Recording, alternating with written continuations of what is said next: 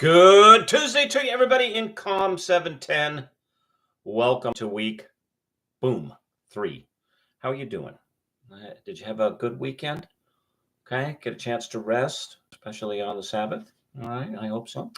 Okay, per usual, this week we'll talk about what we're going to be doing for this week, what's upcoming. That is some deadlines for you to keep in mind, and then we're going to go over your questions from last week. But first, per usual, what do we have here? A nasty stain on my shortwave coffee cup, local coffee company. Support your local vendors. Okay, for this week, we are going to, the readings are shorter because I want you focusing on your first presentation, which is due next week. So, check the link in the assignment section or in the module for week 2 for the specifics. All right. This week, you're going to be reading just one. It's really very short, one short section in McPhail and Phipps, the development of research tradition and global communications. The theme, though, of questions over ethics and information communication imperialism will persist, and the questions that you'll find in the discussion section will reflect that. I want you to look, I have my position on this, but that's not why we're here. We're here to help you develop your position. So given that, what I want you to do is to read this critically. All right.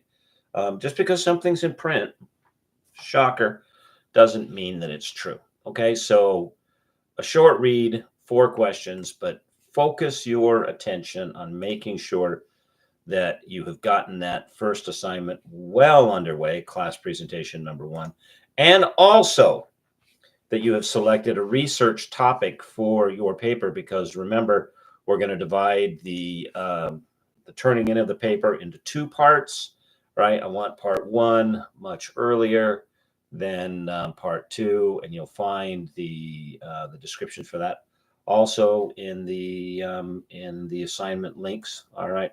If you have any questions about whether, say, is this topic okay, and so on and so forth, don't hesitate to contact me. All right. I don't believe I have a link yet in the assignment section for your paper, that is to where to upload it, but I will coming here very soon because it is due on the I'm looking at the calendar here. Your research, the first phase of your research paper, I believe, is due on the instead of me guessing, it's on the 24th, so it's towards the end of February. So the sheet where you get it is in module 2.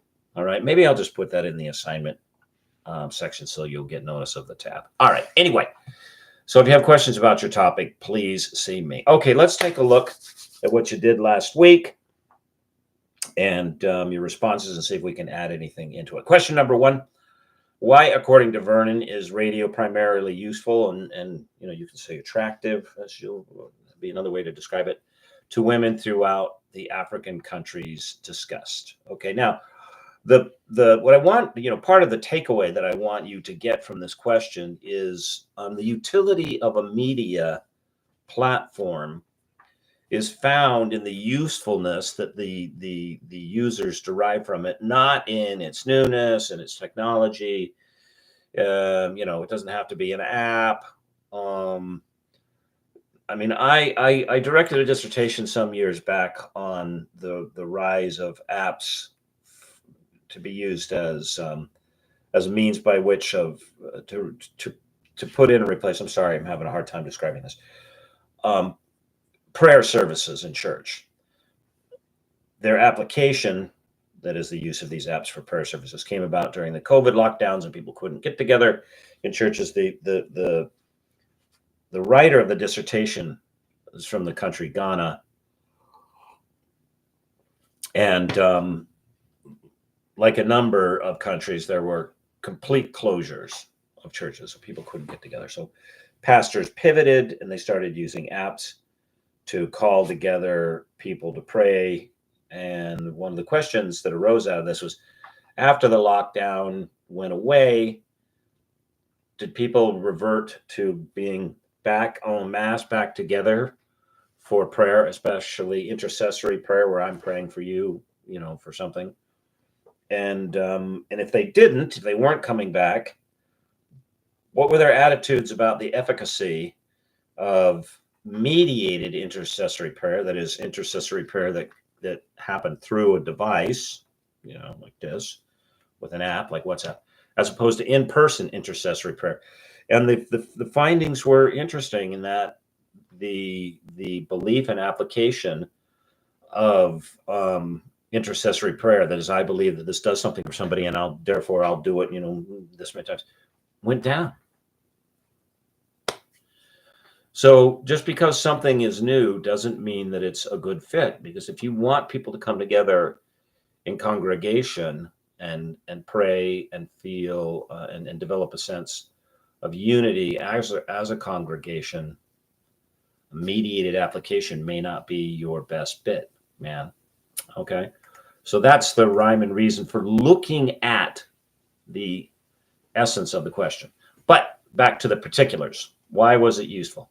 TT, you're last. Let's take you first. Radio served as an educational entertainment function. In the African countries discussed, the media was not just for music listening and news, but drew its listeners in for active participation in its educational elements. As such, Vernon references Perry's note that women had come to value the information provided on the radio as their most cherished possession in their quest for personal safety. In a male-dominated environment where women were subject to the dictates of their fathers, husbands, male kinfolk, I assume that's what you mean by folk, radio stations galvanized public sentiment to support female voices. The radio station appeared to be lending support to challenging, detrimental, long-standing customs that have historically disadvantaged women. Okay, which may be true.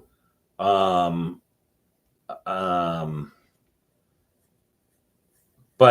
and you're right here, TT. But the question is, why was this appealing as a platform to women? Benjamin, let's see what you have to say. For what I've read in Vernon's research, both in her dissertation, which I read online, and printed books reflecting the same research, radio seems to be particularly valuable to women across Africa, particularly in nations included in Vernon's research, because it democratizes access to information. Okay, here we go. They can get to it and removes controlling and filtering barriers that might otherwise exist in male-dominated societies. Yeah, women tended to congregate together. They tended to bring a radio with them. They have these separate spaces. This is quite common in a number of African countries. In this case, this is Tanzania. It's really common there. And so they have these segregated spaces, and into that space, women would bring radio. This is especially relevant to Adventist World Radio, AWR. It's reach, given that women outnumber men in the Adventist faith. The direct access to information unfiltered by patriarchal or other controlling interests would, in my opinion, like TT pointed out, be a key part of radio's appeal to female listeners. Moreover, the programming that women are exposed to via radio broadcasts introduces ideas about family planning, spousal communication levels, healthcare that might otherwise be difficult for women to access without those radio broadcasts. Okay, both of you, good answer. All right. So keep that in mind when you're, whether you're deciding what platform, what is the medium for the media. Newer does not equal best fit.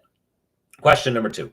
What does Vernon investigate in her study, and what methodologies does she employ?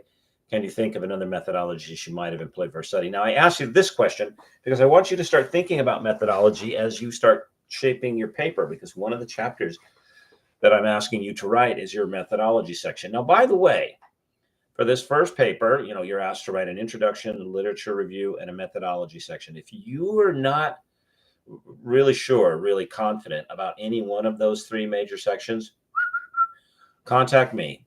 Get me during my office hours, and I will walk you through them. All right, because this is absolutely core, key, if you're writing a dissertation or if you're writing a major project in strategic communications, that you understand how you put these sections together. Okay. But April, let's take a look at you. In her study, Vernon investigates the role of Adventist World Radio, or AWR, in Tanzania, focusing on its effectiveness in reaching a diverse audience, particularly women, and its impact on spreading message of health, education, spiritual growth. She examines how radio serves as a medium to bridge communication gaps in remote areas and analyzes the cultural, social, logistical factors that influence its success. The methodology she employs includes case study research combining qualitative and quantitative approach to gather firsthand accounts of their experience in AWI programming. One alternative methodology Vernon might have employed is participatory action research, or PAR. In this approach, she could have collaborated directly with local women and communities to co-create and test radio content, which is interesting because you make a good point here, April, not only by way of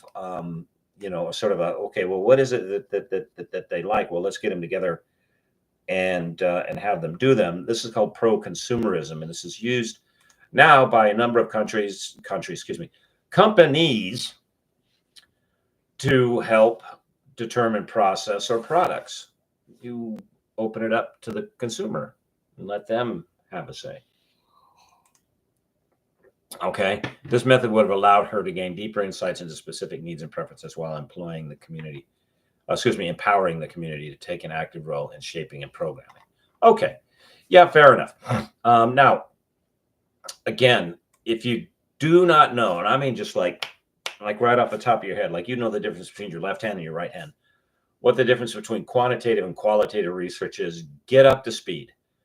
Okay, this is something that really falls on you, whether you're in the strategic communication program or in the PhD program. You've got to have the differences and then the major examples of both down just pat. Okay, question number 3. Consider the research question and 5 subsets in Chapter 1 of Vernon. Using the description of Vernon's case study from Chapter 1, formulate 2 additional research questions that you believe would be pertinent to Vernon's studies. Okay. So now here, again, I'm trying to get you to think about your methodology.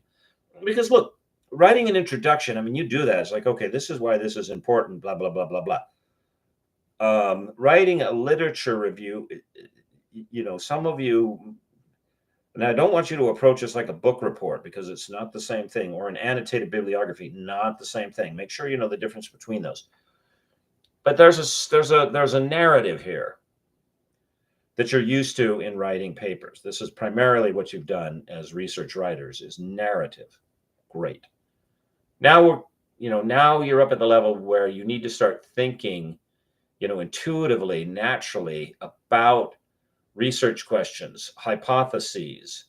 And then, because a good hypothesis is your friend in writing a research paper, because after you write the hypothesis, then the hypothesis will significantly inform you as to what methodology you must employ, what data you're going to have to get, and then how you're going to analyze it in order to answer the questions that you posed. So if you develop a sharp eye, okay, if you develop a sharp eye that's a good research question. That's so. You start thinking about it in your own work, right? You will save yourself a tremendous amount of time. Benjamin, let's see what you say.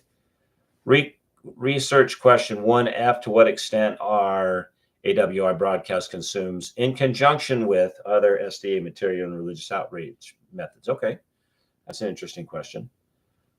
Justification: considering we're inspecting a direct correlation between Adventist World Radio broadcast and the fulfillment of the SDA mission, it's important to analyze whether the broadcasts alone have potent power suggested, or if they derive more influence through interplay with other media vectors or outreach efforts. Good question, Benjamin.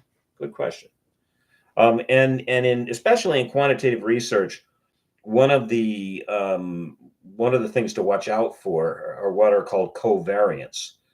And this is a good example. Okay, so you know what a variable is, right? Everybody knows that. Any occurrence, any event, anything can be called a variable. So here, for instance, this pen, we're going to call this variable.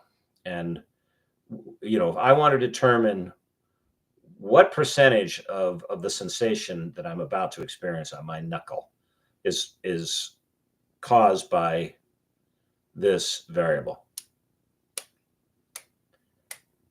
Okay. Well, I would say like 100% of the sensation, this is the dependent variable.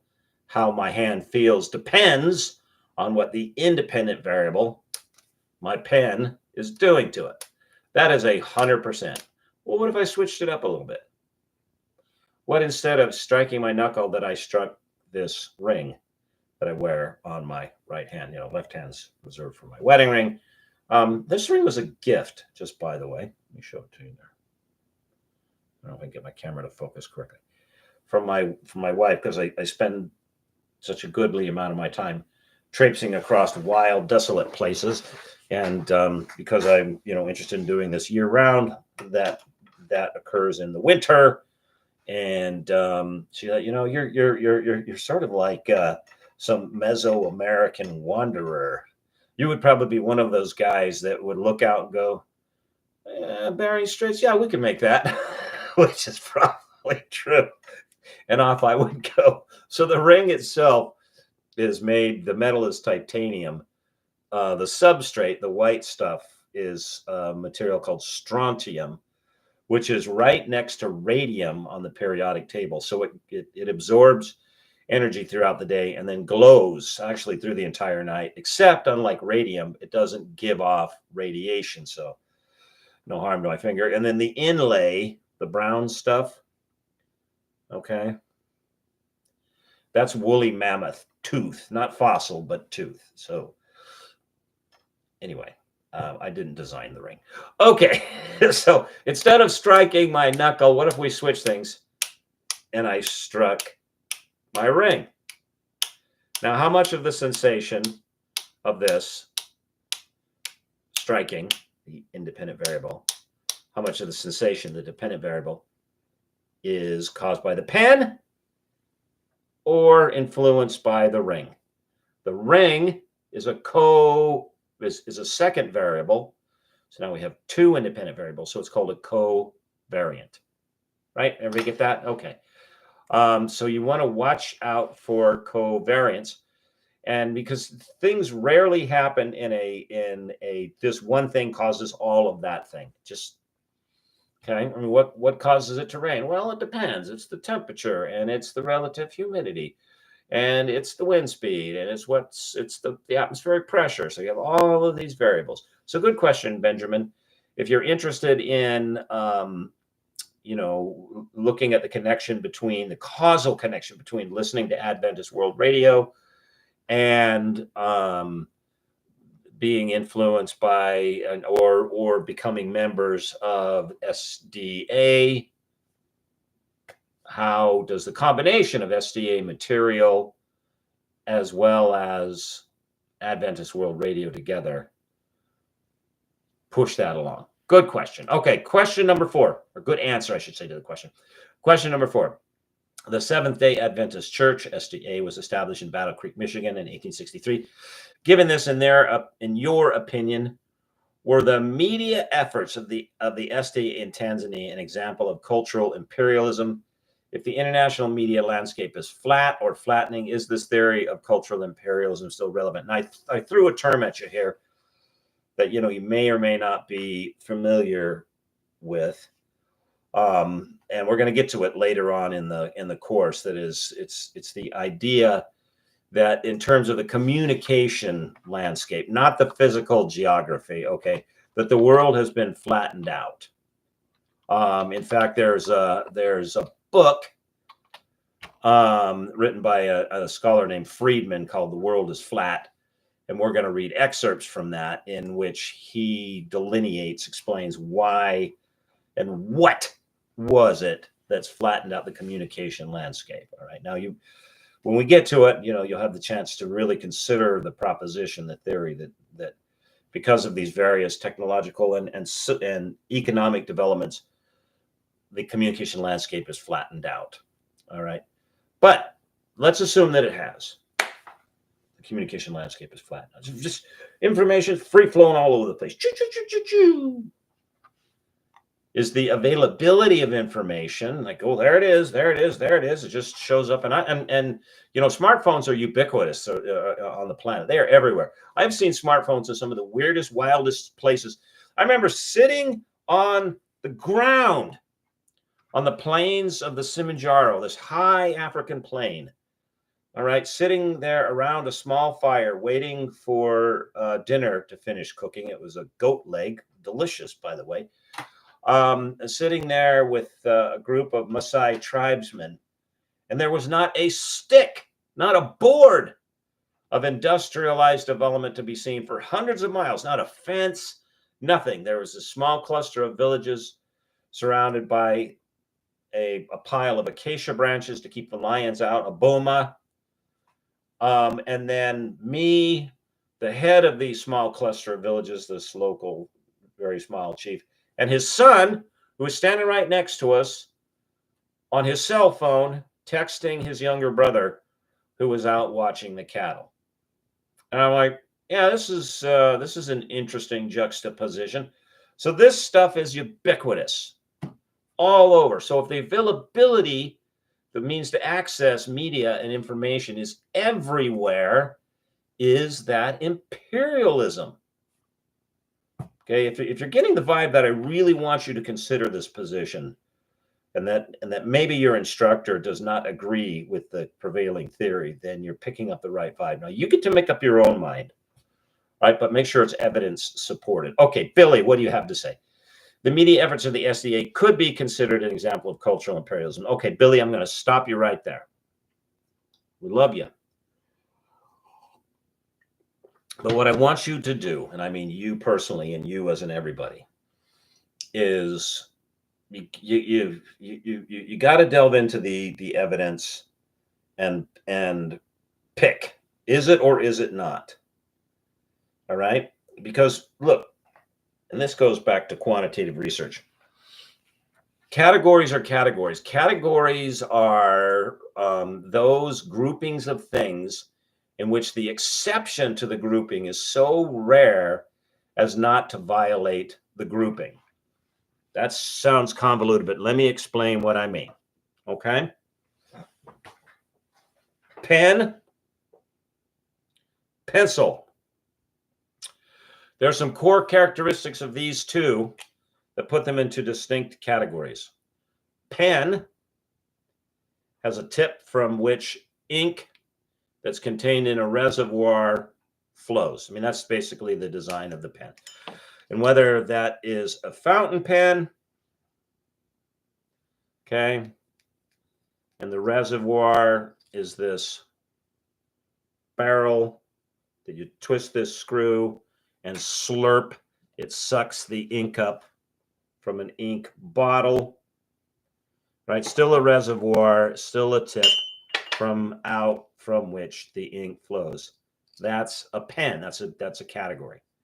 All right. Pencil, made of a solid material, in this case wood, with a solid core. It's not flowing. There's no adding back into it.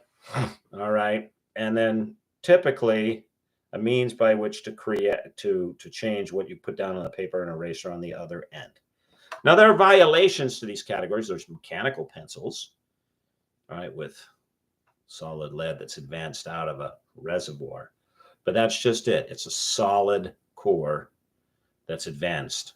Now, it can be replaced, like, say, ink in a fountain pen, but it's not liquid, and it does not flow off of a tip. Okay, so there's no violation to the category. Do you understand? Even if it looks kind of close. And so that's why we go, well, I don't know. Could be a pen, could be a pencil. No.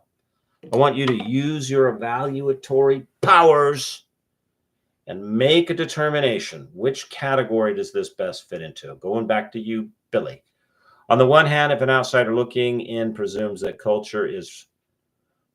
the culture is radically different and imposing Christianity on what the culture needs from its perspectives, then yes, it would be an example of cultural imperialism. But on the other hand, from the perspective of the culture needing to be changed, might not consider what SDA was doing as changing their way of life. They may have considered the experiment as a visit to a culture or practice, acknowledging that other cultures exist where were practicing acceptance. In the study, it was revealed that the Tanzanian people did practice faith just like we practice faith in America. Dealing with non-Christians in Tanzania would be handled culturally. We could assume that cultural imperialism is taking place, but unless it's a complete success, complete changing of culture, it's just an attempt. Okay, culture is tricky ideal, especially when it comes to religion. What one faith may associate as a literal interpretation of the Holy Bible word for word, others may ascertain that bits and pieces need to be extracted in a specific time and interpreted. Still, another faith may have all the same attributes of Christianity in a way that they love their fellow man but live day to day differently. Even if we interpret the SDA as imposing Christian beliefs via radio technology on the culture of Tanzania and invading the culture with righteousness, does not mean all the ideals are adapted or any of them, because different cultures interpret love for their fellow man according to their culture, according to faith as they interpret it. Okay. I'm going to stop picking on you here, Billy, and just say to everybody, and this might come up with your research. Okay. There are some things in terms of how we categorize evidence that are best categorized as categories like pen and pencil. And we call those categorical variables. And then there are some things that they exist on a scale, okay, and they don't fit into this one, this one, this one, or this one. Okay, we call those continuous variables. Emotions are a good example, okay, because you don't absolutely feel enraged and you don't absolutely feel joyous. I mean, in fact, people that vacillate between those two states that's a psychological and a mental condition known as bipolar disorder. And they go, yeah, we need some help here. All right. Emotionally, we operate on a spectrum. Sometimes, feeling a little bit of this or feeling a little bit of that. Okay. So measuring, say, emotional responses and emotional states in people, which you do in media research. You say, if I show you this, how does it make you feel? If I show you that, how does it make you feel? What do you think? Okay, those are well measured on a continuous scale because they're a continuous experience. There are some things that are not measured on a continuous scale because they are what they are and they aren't what they aren't, like pencils and pens. Cultural imperialism, I submit to you, the way that the term is used and applied, they're using it as a category. It is or it isn't. Okay? Now, you could make the argument that cultural imperialism is something that's on that's better measured as a continuous variable, and there's some, but some little bit, but then the question becomes, especially when you have definitive labels: cultural imperialism, imperialism, non-imperialism, this cultural or whatever it's okay. Well, at what point, if you're measuring it with a continuous scale, what point does that scale tip? Well, that needs to be well defined, right? I mean, if you haven't picked it up already by reading this first text, your authors most definitively seem to believe that cultural imperialism is a class, a thing of its own. Okay. So I'm not picking on you, Billy, but I want everybody to develop the habit of saying, is it or isn't it? Okay. Charles, let's switch to you real quick. The media efforts of Seventh-day Adventist Church expand the faith could be considered a form of cultural imperialism, drawing people away from their indigenous cultures and replace them with so-called Western beliefs. However, Vernon postulates that there is a meddling, or you mean like mingling, right? Of old and new belief systems. This is undoubtedly not church doctrine, and the remnants of early beliefs such as evil eye remains and are not dissimilar to suggestions found in the United States. Okay. I want you to keep chewing on that question. And as you do, let me ask you to consider, what do we do, when we encounter other cultures? Because here's the first thing. Remember, culture is not food, dress, vases, art. Those are artifices. Those are artifacts. Those are front-facing products of culture. Culture is a system of beliefs that translate or express through, that are registered, that we can say, this is what they believe, through a series of actions whose core function is to serve the needs of particular people at a particular place in a particular time. And because needs change, the environment changes, encounters with other culture changes, population size change, incursions of other populations change, resources change. I mean, this is the environment that we live in is not static, it's dynamic. And so because circumstances change, culture by definition must adapt and change. Peoples that don't adapt and change don't, in terms of their ideas, that is how they think about themselves in the world, and then the behaviors that leads to excuse me, they don't stick around well. Okay. One of the ways that you can sort of sniff out when you're looking at cultures as to whether or not they do well with change to circumstance and adaptation. Look at the language. Look at the language. Okay. Now I'm going to use this as an example. I mean, I'll tell you, my ancestors, my family, were not native English speakers. They were native Dutch speakers. All right. So this is not like, a pitch for some Anglo view of things. Right. I mean, I'm a linguist, and that's kind of how I look at the world. All right. But we're gonna use English as an example. Look at the English language. Okay. The language that is English. This is a highly adaptive language. Okay. For example, how do you spell ballet or gourmet, for that matter? You wait, what? There's a T on the end of that word. Well, why don't we say ballet instead of ballet? Well, I'll tell you why. Ballet is a French word. One of the characteristics of the culture that develops in that geographical region that's sort of northwestern Europe is a high adaptability, reflected by a language that just soaks up words, just soaks them up. Okay. And you might say, well, that's not the best example, because there is a slosh back and forth between French speakers and Anglo speakers throughout its history, which is true. Okay. But I'll give you another example. Do you say tortilla, or do you say tortilla? No, we pronounce the LL as a y sound. That's not native to English, not by a long ways. It's a highly adaptive language. It just sucks up words, and as a result, the worldview, the culture that it has, that encapsulates, it's not like language spawns culture, although there's some part of that, is a highly adaptive culture. There are reasons, not a reason, but there are this is not moralizing, good or bad.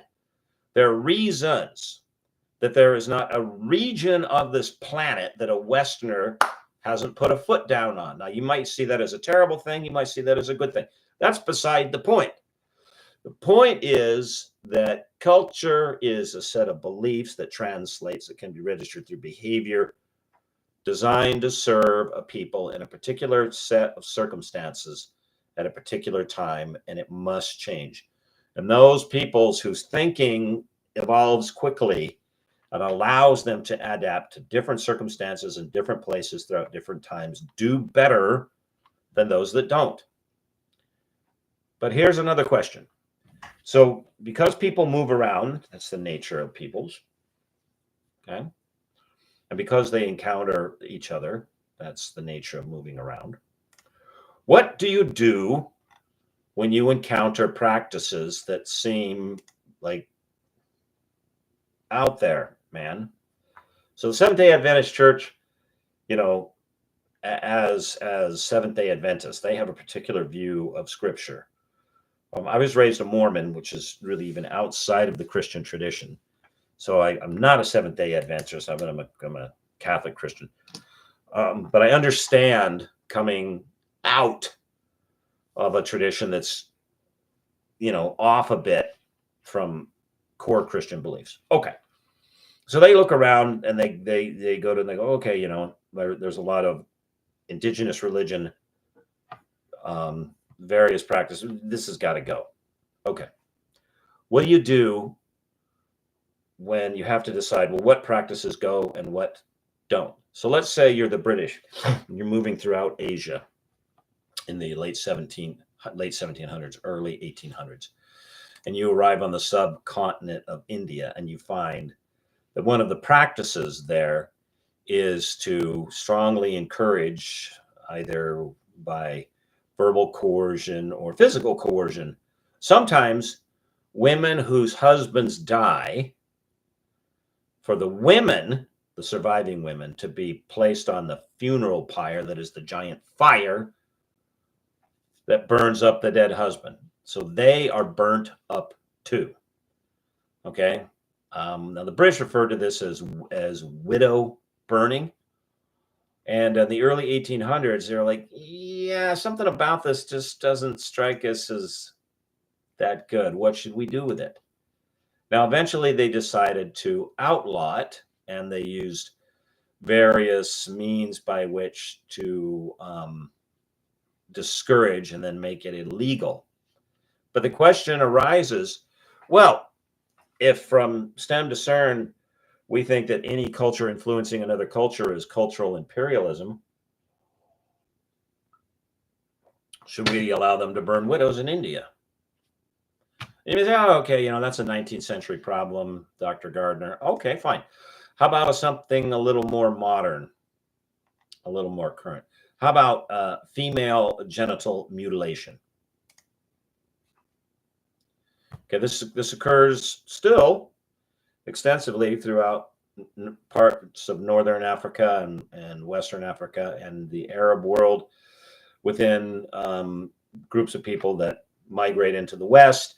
And if you don't know what female genital mutilation is, I'll put a little link in the announcement to an article, sort of an explanatory website about it. In fact, this is the Office of Women's Health through the UN. Okay.